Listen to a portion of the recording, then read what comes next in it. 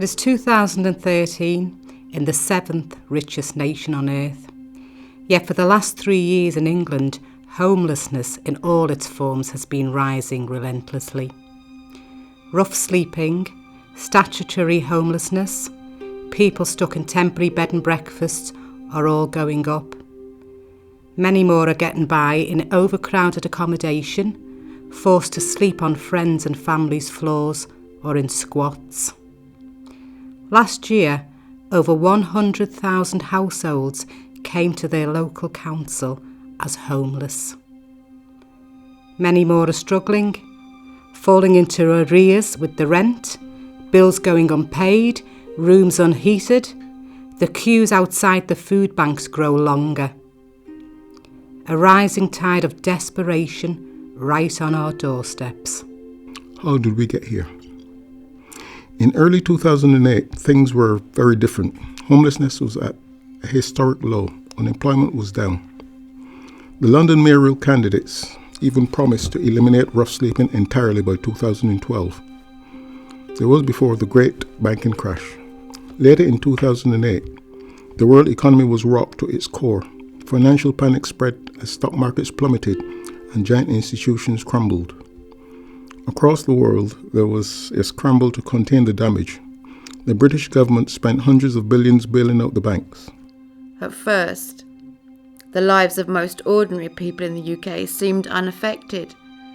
Despite the lurid newspaper headlines and news reports, life went on. Very soon, however, the economic downturn really began to bite.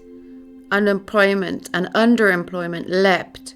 Thousands of jobs disappeared.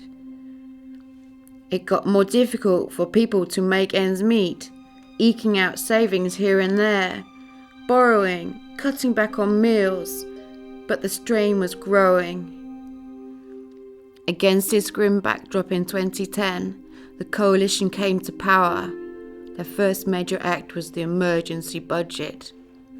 This saw the new Chancellor bring in a raft of cuts and caps, including to housing benefit, reducing the help people needed to stay in their homes. Then came the spending review and yet more cuts.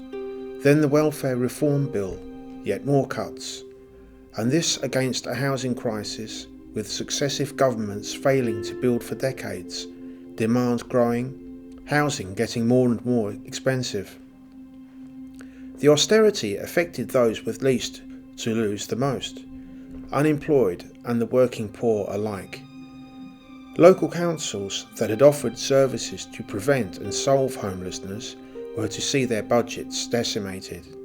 People were trapped between the economic downturn and government austerity. Too many had nowhere to turn. 2010 was the year that homelessness in England began to rise once again, after years of downward progress. It hasn't stopped since. The cuts keep on being announced, keep on being implemented. Wages have stagnated, people still struggle to find work. In 2013, April, a bewildering new array of cuts came into force. And homelessness will continue to rise. A disaster for those affected, but bad for us all.